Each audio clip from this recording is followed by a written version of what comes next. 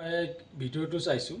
ভিডিওটোত অৰূপ কুমাৰ ডাঙৰিয়ায় কইছে যে তোমৰাও বাংলাদেশি আমিও বাংলাদেশি। তো আমি অৰূপ কুমাৰ ডাঙৰিয়াক সন্দেহ আগৰ পৰা আমি কৰিছোঁ যে এইজন মানুহ নিশ্চয় বাংলাদেশী হ'ব, কাৰণ আমি এইটো সন্দেহ কৰি আছিলোঁ। তো সেইদিনা ভিডিওটোত স্পষ্ট হৈছে যে ই একচুৱেলি বাংলাদেশী মূলৰ মানুহ। তো ই বাংলাদেশৰ পৰা আহিছে।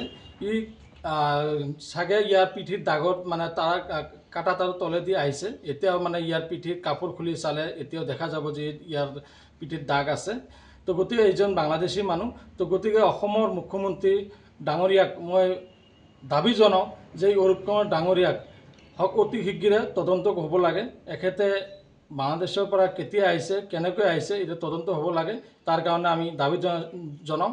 লগতে অৰূপ কুমাৰ ডাঙৰীয়াক সুকিয়াই দিব বিচাৰিছোঁ যে আপুনি যি মোগৰাপাৰাত এই প্ৰগ্ৰামত যি আমাৰ ধৰ্মীয় সংখ্যালঘুৰ মানুহক বাংলাদেশী বুলি কোৱাটো আপোনাক কোনে কৈছে?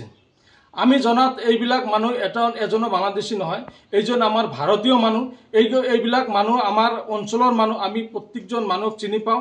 আমি 100ত আমি গ্যাৰাণ্টি দিছোঁ এইবিলাক আমাৰ ভাৰতীয় মানুহ। তো গতিকে আপুনি সুকিয়াই দিছোঁ, আগন্তুক দিনত এনেকুৱা ভাষা কোৱাৰ আগত আপুনি 10 বাৰ চিন্তা কৰিব।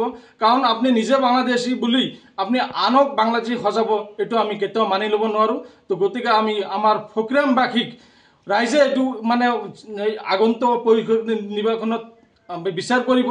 কাৰণ আপোনাৰ যি স্থিতি সেইটো স্পষ্ট মানুহ বুজি পাইছে। কাৰণ এজন আপুনি বাংলাদেশী মানুহ। তো গতিকে আগন্তুক দিনত আপুনি প্ৰগ্ৰামৰ পৰা বিদায় হ'ব। আপুনি এজন চালানী প্ৰগ্ৰামৰ চালানী বাহিৰৰ মানুহ, চালানী লিডাৰ। এইজন মানুহক এইবেলি প্ৰগ্ৰামৰ পৰা আমি সকলোৱে মিলি ইয়াক বিদায় দিম।